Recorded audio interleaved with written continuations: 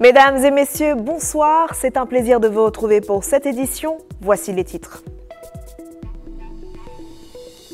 Lors du Conseil des ministres de ce mercredi, l'attention a été portée sur le démarrage des travaux de l'échangeur de Vedoko. Dans le même temps, le président Patrice Talon s'est rendu dans la ville de Niki pour constater l'évolution des travaux de construction du palais de l'empereur et de la reine de la Ganie. Une journée a été dédiée aux meilleurs du Bénin et au BEPC et BAC 2025 ce mardi 29 juillet afin de récompenser les efforts et célébrer l'excellence. Sur le plan international, après la mort d'un influenceur burkinabé à Abidjan, des manifestations ont eu lieu pour lui rendre justice au Burkina. 22 personnes sont mortes dans de violentes manifestations en Angola et en France, le gouvernement annonce un projet de loi de restitution de biens coloniaux.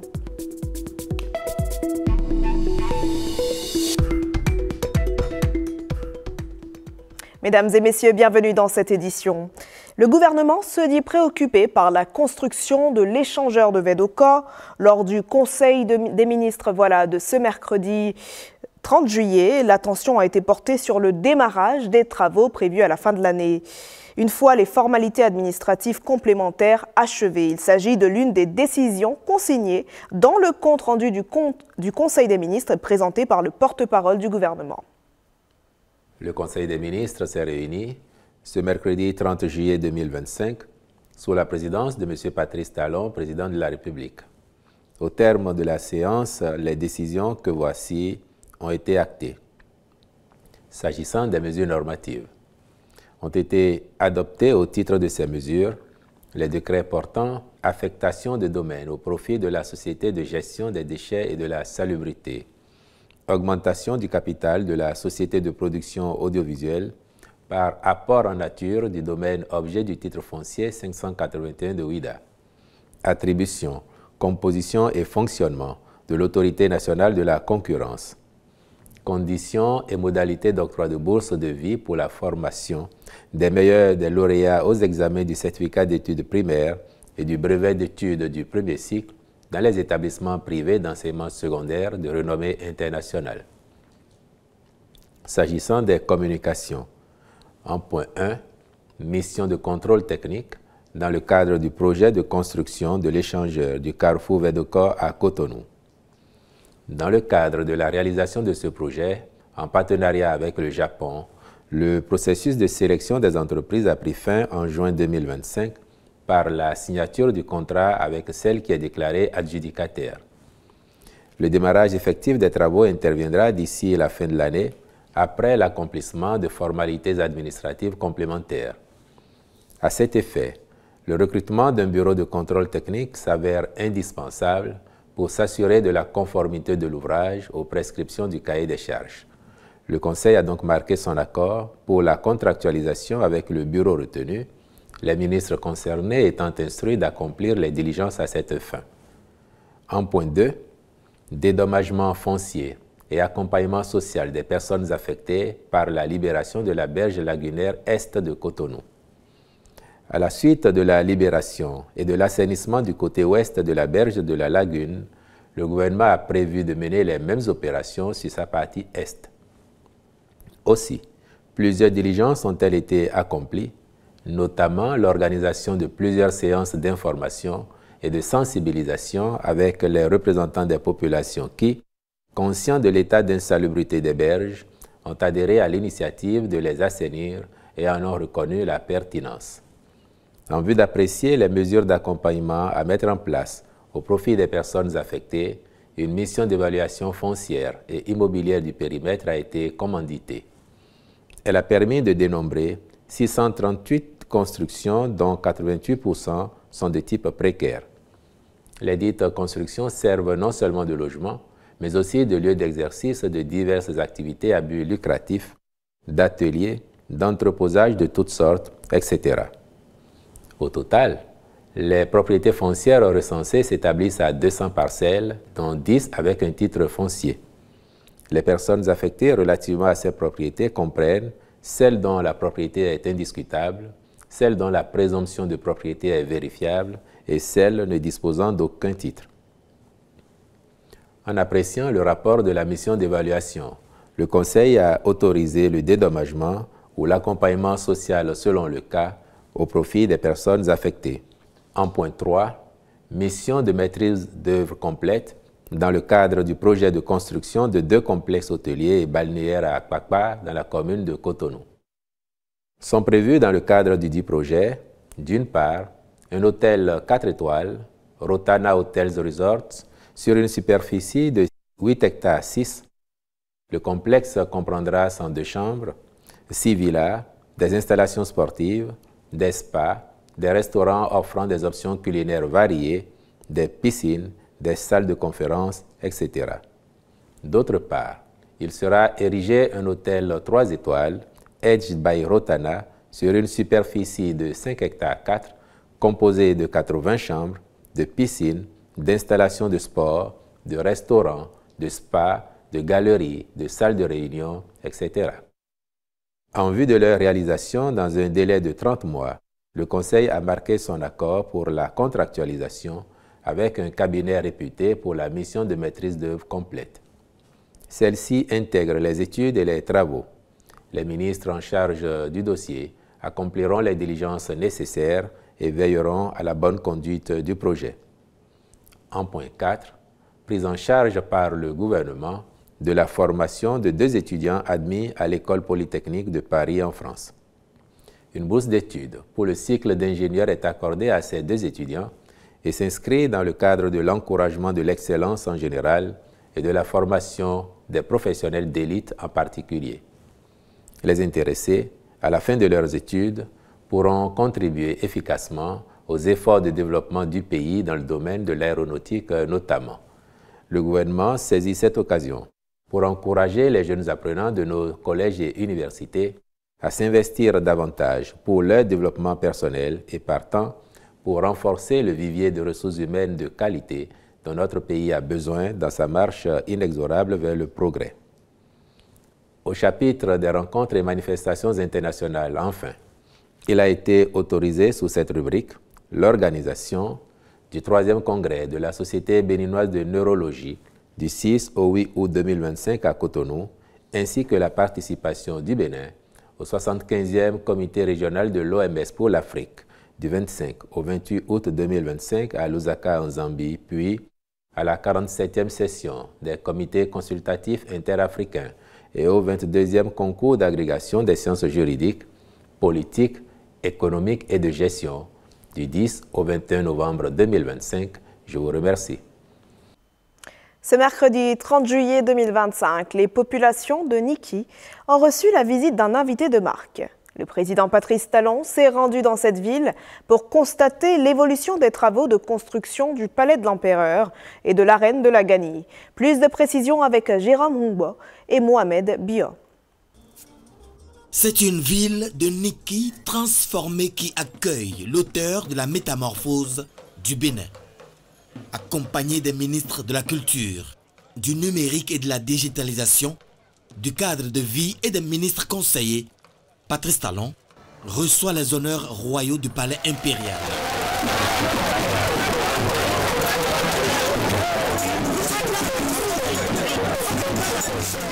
La qualité de l'arène de la Ganie en érection, ici, et dont l'attraction et la beauté ne laissent l'ombre d'aucun doute, tient à cœur au chef de l'État. Aucun détail ne lui échappe. L'ambition affichée depuis 2016 de faire du Bénin un pôle touristique prend aussi corps ici, à Niki. Le palais de l'Empereur, couplé à l'arène de la Ganie, est érigé sur un site de 20 hectares. Zone résidentielle, appartement de l'Empereur, plusieurs commodités, un espace dédié aux audiences du roi, celui des festivités et rituels, et les sites devant accueillir la prochaine fête identitaire de la Ganie. L'arène peut contenir 3000 places pourvues de lieux d'aisance publique destinés aux participants. Le bâtisseur des temps modernes, auteur de ce joyau en devenir, reçoit les acclamations légitimes de ses concitoyens sortis massivement pour lui témoigner leur reconnaissance et soutien. C'est un grand jour pour Niki. En témoigne la sortie des trompettes. Le chef de l'État et le roi de Niki ont eu un long tête-à-tête. De retour sur Cotonou, le président Patrice Talon a fait une escale dans la ville de Tchaourou.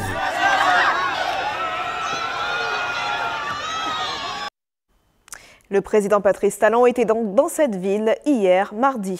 Nous poursuivons donc avec cette même ville dans laquelle sera célébrée cette fête. Le président Patrice Talon, en se rendant sur les lieux, a tenu à s'assurer que le projet de construction du palais et de l'arène était conforme à sa vision. Écoutons le ministre de la Culture, M. Jean-Michel Abimbola, pour des propos recueillis par Jérôme Humbo et Mohamed Bio. Vous savez que le chef de l'État est un homme de terrain et que tous les projets qui sont en cours, les projets d'infrastructure et même tous les autres types de projets, il aime aller constater lui-même sur le terrain comment les projets avancent, comment les réalisations avancent, les infrastructures avancent. Vous savez que dans à peu près un petit mois maintenant, exactement d'ailleurs le 6 septembre, nous allons avoir la prochaine édition de la Gani. Vous n'ignorez pas non plus que le gouvernement du Bénin a construit et est en train d'achever la construction du nouveau palais royal du royaume de Niki. Et donc le chef de l'État a souhaité aller évaluer par lui-même le niveau de réalisation de ces travaux, de cette construction du palais du roi de Niki. Et c'est pour cela que nous nous sommes déplacés aujourd'hui pour aller sur ce site, pour que le président puisse constater, pour également en profiter pour réfléchir et sur les prochaines éditions de la Gani, en faisant tout le parcours rituel du roi pendant la Gani. Vous savez que le patrimoine immatériel que nous avons à Niki, du peuple Batonou, Bo et Peul, est un patrimoine immense, un patrimoine que nous voulons valoriser, que nous voulons mettre en tourisme pour les Béninois, mais également pour les visiteurs étrangers. Et pour cela, le chef de l'État a souhaité, avec le ministre du cadre de vie et des transports, la ministre du numérique qui est ressortissante de Niki, le ministre en charge de la culture que je suis, le directeur général de Bénin Tourisme, l'ANPT et une petite équipe aller constater de visu et voir comment nous pouvons à l'avenir mettre en tourisme ce patrimoine immense que nous avons de cavalcade, de culture équestre. Et donc c'était une visite passionnante, une visite dense comme toujours avec le président, une visite enrichissante. Et donc nous retournons à Cotonou, nous allons débriefer tout cela pour pouvoir, le cas échéant, faire des ajustements ou accélérer certains aspects qui peut-être n'étaient pas suffisamment développés. Donc voilà ce que je voudrais dire. C'était une visite intense mais très productive.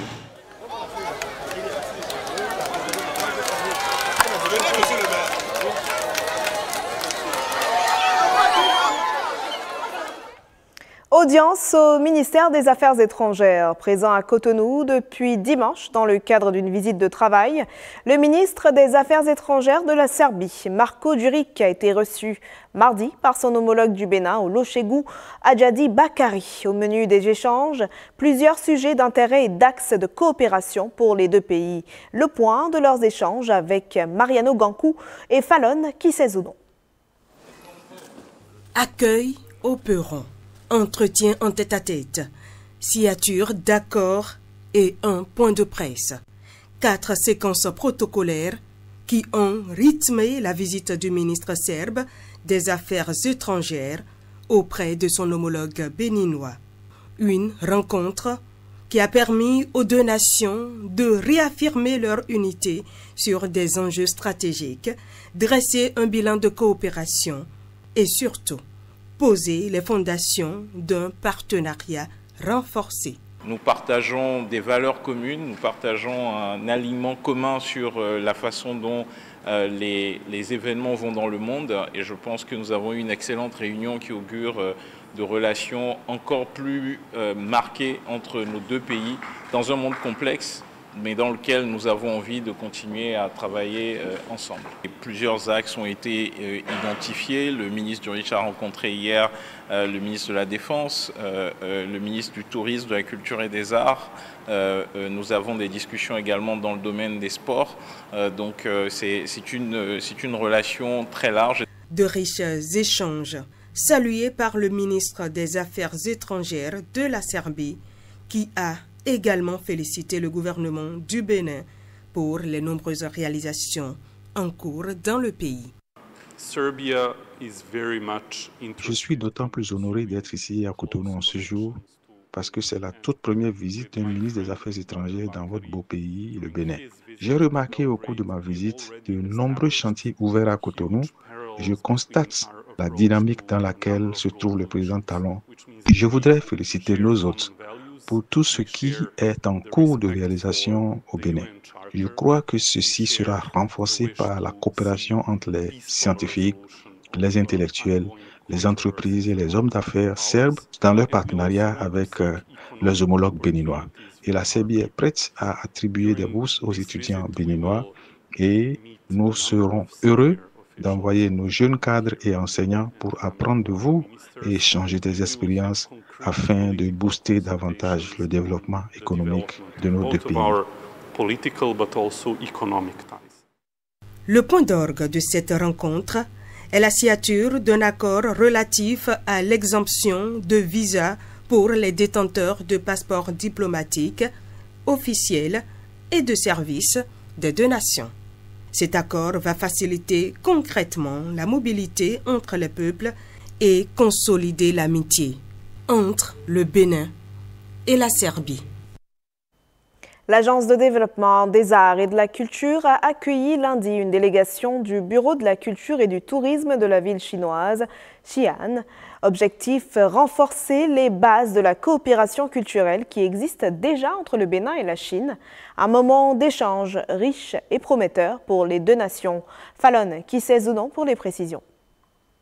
Ville chinoise millénaire ayant accueilli pas moins de 13 dynasties, Xi'an affirme aujourd'hui sa volonté d'ouverture internationale, une ambition qui l'a conduite jusqu'au Bénin et plus précisément dans les bureaux de l'Agence de développement des arts et de la culture, ADAC. Pendant environ 1 heure, les délégations de Xi'an et de l'ADAC ont exploré les pistes d'une collaboration visant à promouvoir conjointement les richesses culturelles béninoises et chinoises. Lors de cette rencontre, il s'est agi de coopération. Comment est-ce que nous pouvons bâtir un pont entre nos deux cultures, c'est-à-dire la culture de la Grande Chine et de la culture plus que séculaire du Bénin. Et dans tous les domaines, à commencer par le patrimoine, mais également les domaines d'art. Et il a été suggéré que nous puissions promouvoir les arts vivants, notamment le cirque, et développer également les cultures qui sont liées à la cité lacustre de Gambier et également voir comment est-ce qu'on peut diversifier notre façon de travailler ensemble avec le Centre culturel chinois et l'ambassade de Chine pour pouvoir faire des échanges culturels et artistiques entre la Chine et le Bénin. Un enthousiasme partagé par la délégation chinoise. Le secrétaire général adjoint du gouvernement populaire de Xi'an a exprimé le même souhait de coopération. Il est très content et il a l'honneur de visiter au Bénin. La coopération et l'échange de arts, de culture et de tourisme entre Bénin et la Chine puisse monter encore. Au-delà des discours, ce sont des gestes de fraternité culturelle. Une main tendue entre deux civilisations, deux traditions, aux racines profondes, désireuses d'écrire ensemble une nouvelle histoire. Allez-y. Lors d'une audience qu'a accordée le président du Conseil économique et social à l'ambassadeur de la République populaire de Chine, des projets pour le peuple béninois ont été évoqués. À la sortie du cabinet, le diplomate s'est confié au micro de Alain Sochoumé. Nous connaissons bien le rôle important joué par le Conseil économique et social dans la vie politique et économique au Bénin. Ouais. Pour moi, je viens ici surtout pour exprimer la volonté de la partie chinoise de continuer à renforcer la coopération avec le Conseil économique et social dans le cadre d'excellentes relations bilatérales entre la Chine et le Bénin, basées sur la confiance mutuelle politique, avec des échanges étroits, et réalisant des résultats satisfaisants. C'est une visite de courtoisie, mais on a réalisé quand même deux pistes de coopération avec le président, son excellence président du Conseil économique et social. Donc c'est des échanges avec le partenaire en Chine, la conférence consultative politique du peuple chinois. C'est la première piste. Et deuxième piste, c'est on va voir ensemble de petits projets avec le Conseil, parce que le Conseil économique connaît bien le peuple, connaît bien la réalité du Bénin. Donc on va voir des petits projets qui est plus proche du peuple du Bénin avec le Conseil. Le directeur général du Fonds national de la microfinance était au cabinet du président du Conseil économique et social également. Quelle était la raison de cette visite? Élément de réponse avec Alain Sochoumé. Cette occasion qui nous est offerte nous a permis de faire le tour des différents produits et services que le Fonds national de la microfinance met à la disposition de la population béninoise, qu'elle soit rurale ou urbaine.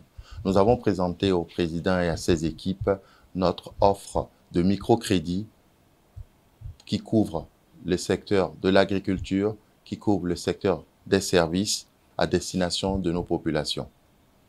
La deuxième partie de notre échange nous a permis de définir un cadre de collaboration avec des échéances très brèves.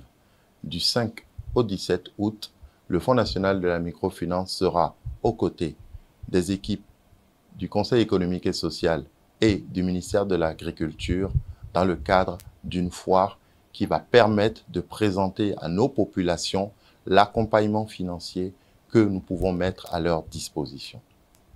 Notre échange a été aussi l'occasion d'aborder avec le président du Conseil économique, M. Konrad Gbagidi, les zones sur lesquelles nous devons ensemble accompagner nos populations.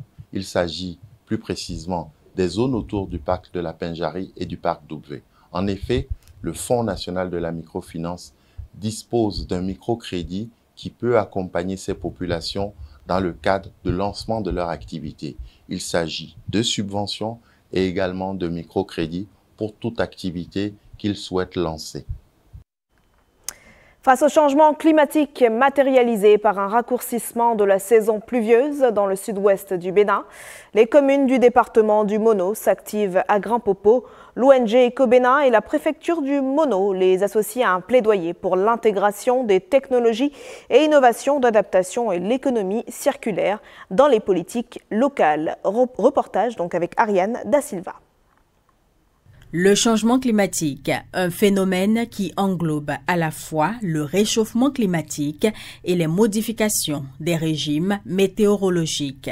Il n'épargne aucun pays, aucun continent. Au Bénin, les terroirs côtiers du sud-ouest sont fortement impactés. En particulier, les communes du département du Mono font face à des enjeux croissants liés au changement climatique, à la dégradation des ressources naturelles et à la précarité des moyens de subsistance des populations. Tout le monde s'accorde aujourd'hui autour du changement climatique pour dire que ce sont nos actions, ce sont nos comportements, ce sont tout ce que nous faisons chaque jour qui pourront nous permettre d'être ou dans l'atténuation ou dans l'adaptation. L'action humaine est très importante pour lutter contre la chose.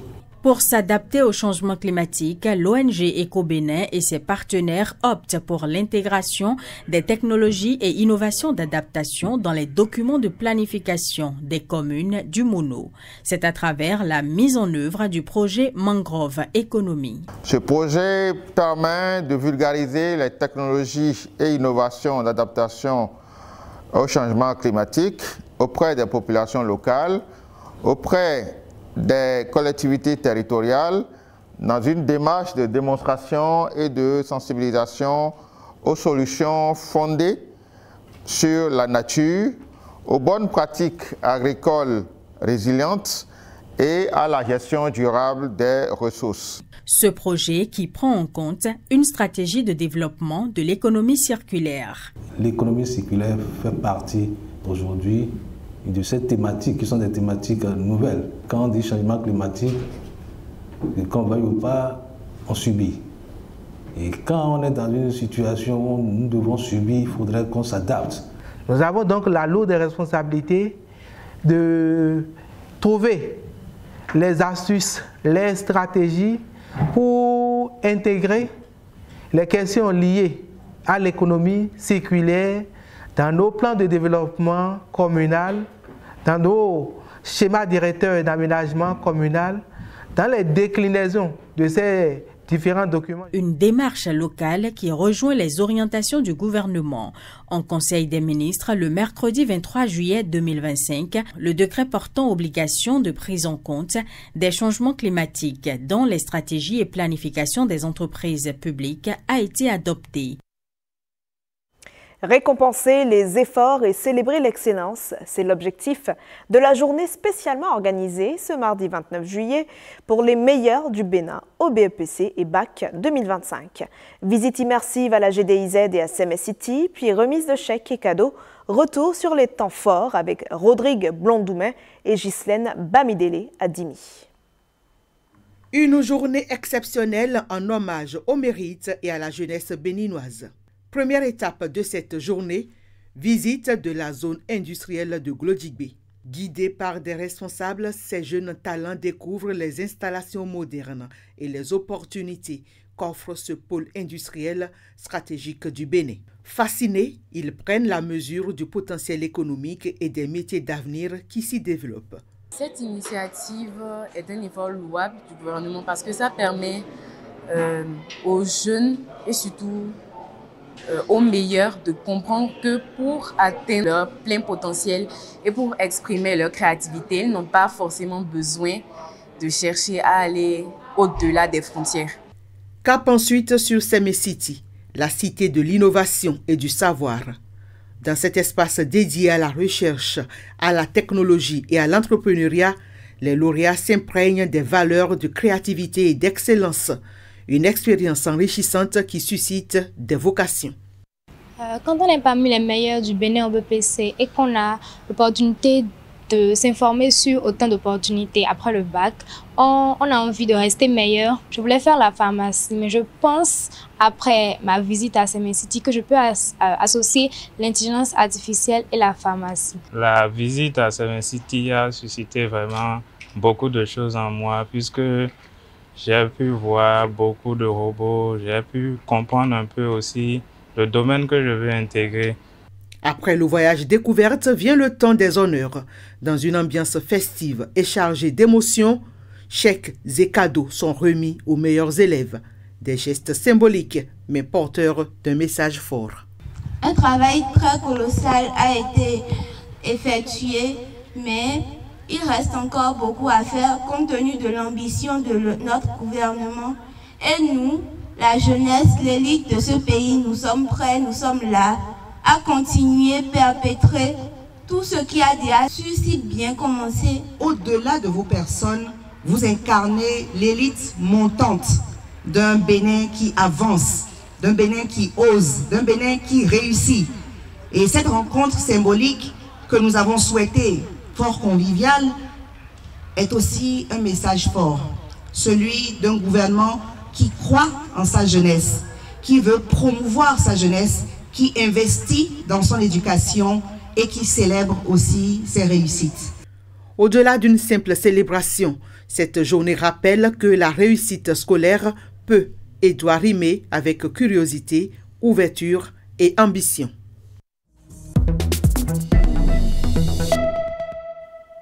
Retour sur un moment historique. Eh bien, c'est à Porto Novo que le 1er août 1960, l'indépendance du pays a été proclamée sur l'esplanade du Palais des Gouverneurs, siège actuel de l'Assemblée nationale. Et depuis, 2 autres lieux de la capitale sont également entrés dans l'histoire et sont devenus tout aussi importants quand il s'agit de la commémoration de la fête du 1er août. Revisitons alors les lieux symboliques à travers ce reportage signé Vitis Ajorge et Miché Elegbe. Ce lieu à Porto Novo revêt tout un symbole dans l'histoire de l'indépendance du Bénin. Donc, assemblée, palais des gouverneurs, il y avait l'essentiel pour proclamer l'indépendance du Dahomey. Et c'est ce qui a été fait aux premières heures du 1er août 1960. Peuple dahoméen, je proclame solennellement l'indépendance du Dahomey ce lundi 1er août en présence des représentants de la République française, des chefs des États de l'entente, de tous nos invités, des ministres du gouvernement dahoméen, des parlementaires, des notabilités et de toute la population. C'est pour nous un jour d'allégresse, jour qui constatera l'union de tous les enfants de ce pays pour la paix et la fraternité, jour qui marquera un nouveau pas en avant de l'Afrique vers un avenir meilleur. Une nouvelle page de l'histoire du Dahomey s'écrivait ainsi devant un public enthousiaste, fier de vivre des moments inédits, comme le montrent ces photos d'archives prises à l'école du patrimoine africain. Une fois la proclamation officielle effectuée à Porto Novo le 1er août, tout le cortège s'était déplacé vers Cotonou pour le défilé militaire et populaire.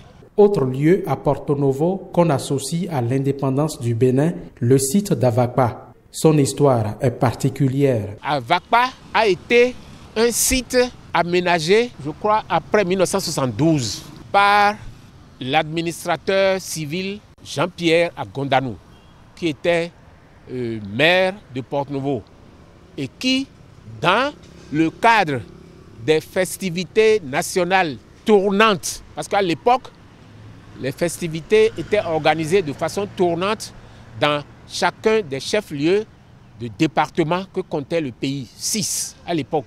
Et donc, les fêtes cette année-là ont été organisées à Porto Novo. Vous voyez l'état de cette place, non seulement elle n'était pas aménagée, Agondanou Jean-Pierre a estimé nécessaire d'aménager une place à Avakpa, beaucoup plus spacieuse, beaucoup plus grande. Et à partir de ce moment, les gens ont commencé à l'appeler place de l'indépendance, parce que l'inauguration a eu lieu le 1er août 1972, bien je ne sais plus exactement, ou 71, bref. Et on a vite fait d'oublier la véritable place de l'indépendance du Dahomey. Nous parlons toujours dans ce journal de la célébration de l'indépendance qui aura lieu dans 2 jours. Sachez que la ville de Parakou se prépare elle aussi pour cette célébration. Les couleurs nationales apparaissent progressivement, tandis que les habitants de leur côté saluent les efforts de développement observés dans la ville. Constat avec Enoch Rumpati et Olviga Messan. À quelques jours du 65e anniversaire de l'indépendance, les symboles patriotiques prennent place progressivement dans la ville de Parakou. Drapeaux flottants et gardés aux couleurs nationales s'installent le long des principales artères. Quand on parle du 1er août, il s'agit de la fête de l'indépendance de notre pays. Ici, ça se passe habituellement. Donc je viendrai regarder un peu et le reste, j'irai regarder à la télé. Ça fait 65 ans que nous sommes indépendants. Il y a les drapeaux un peu partout pour signaler que quand même il y a un événement qui arrive. Parce qu'il faut le reconnaître quand même qu'il y a des citoyens qui n'y prêtent pas souvent attention. Il y a les drapeaux qui sont mis un peu partout, dans les carrefours, un peu partout. On sent qu'il y a quelque chose qui s'annonce. Dans une atmosphère calme, les habitants reconnaissent les efforts réalisés en matière d'assainissement et de développement. Depuis un bon moment, on ne constate plus la saleté d'avant parce que Même actuellement, il y a les agents qui sont en train de s'occuper du nettoyage de la ville, donc tout est pratiquement propre. Il faut le dire, il y a beaucoup de changements. La ville est propre, il y a les routes qui sont beaucoup aménagées. On sent que le Bénin a beaucoup changé. C'est cet effort qu'il faut noter, saluer et poursuivre surtout. À la mairie, les préparatifs sont achevés. Les différents sites, notamment ceux prévus pour le dépôt de gerbes et les cérémonies officielles, sont fin prêts. Il s'agit de la place Hubert Maga et du mausolée Hubert Maga. Il y a le pavoisement de la ville aux couleurs nationales avec l'installation de quelques jeux de lumière. Nous avons engagé des stations de salubrité dans les principales artères de la ville, des actions d'entretien et de maintenance de l'éclairage public. À Parakou, les habitants se préparent à célébrer le 1er août, jour emblématique d'unité et de souveraineté nationale. Sur le plan international, manifestation pour la justice au Burkina. Après la mort d'un influenceur burkinabé à Abidjan. En Angola, 22 personnes sont mortes dans de violentes manifestations. Et en France, le gouvernement annonce un projet de loi de restitution de biens coloniaux. Fifamé Salomé à Tadedji pour Le Monde en bref. Des milliers de personnes réclament vérité et justice sur la mort en détention à Abidjan de l'influenceur Alain Christophe Traoré, alias Alino Fasso. Interpellé le 10 janvier, Alino Fasso, 44 ans, était détenu à l'école de gendarmerie à Abidjan, où il a été retrouvé mort le 24 juillet. Selon les affirmations du procureur de la République de Côte d'Ivoire, Oumar Brahman Koné, le jeune homme aurait été retrouvé pendu à l'aide de son drap de lit après avoir tenté sans succès de s'ouvrir les veines du poignet. Le gouvernement burkinabé condamne cette disparition qui, selon lui, est assimilable à un assassinat et exige que lumière soit faite sur la mort de Traoré. Au Burundi, le président accuse les fonctionnaires de ce pays en crise économique de le conduire à sa mort, faute de dénoncer ceux qui profitent selon lui du marché noir de carburant et de devises. Le Burundi est le pays le plus pauvre du monde en termes de PIB par habitant, selon un classement de la Banque mondiale de 2023. En Angola, 22 personnes ont été tuées dans de violentes manifestations pour protester contre la hausse des prix des carburants et accompagner de nombreux pillages de magasins d'alimentation. La décision du gouvernement début juillet d'augmenter les prix des carburants provoque un vif mécontentement dans le pays d'Afrique australe, deuxième producteur africain de pétrole après le Nigeria. Le gouvernement français a présenté ce mercredi en Conseil des ministres un projet de loi cadre visant à faciliter la restitution à leur pays d'origine les biens culturels pillés pendant la colonisation. Ce texte s'applique en priorité aux pays africains, mais de portée géographique universelle. Les œuvres à restituer devront avoir été acquises dans une situation de vol, de pillage, de cession ou de libéralité obtenue par contrainte ou violence, a précisé le gouvernement français. Un volcan situé sur une péninsule russe est entré en éruption ce mercredi après qu'un séisme puis des tsunamis ont touché cette région d'Extrême-Orient peu peuplée, indique un institut de surveillance géographique russe. Une coulée de lave en fusion est observée sur le versant ouest, a expliqué l'organisme, sans préciser si des dégâts avaient été recensés dans l'immédiat. Mesdames et messieurs, c'est la fin de cette édition, mais restez avec nous à la suite de ce journal, le compte-rendu du Conseil des ministres. À 21h, en nouvelle diffusion, la série L'Itapo. À 21h30, un documentaire à la poursuite des nouveaux virus. Pour mieux se prémunir et réagir face aux risques épidémiques, une approche est devenue incontournable. Comprendre, surveiller et mieux protéger les interfaces. À 22h30, retrouvez votre magazine Les Maternelles d'Afrique. À 23h, les annonces nécrologiques et bien sûr à 23h30, votre édition du soir. Très bonne suite de programmes sur Bénin TV.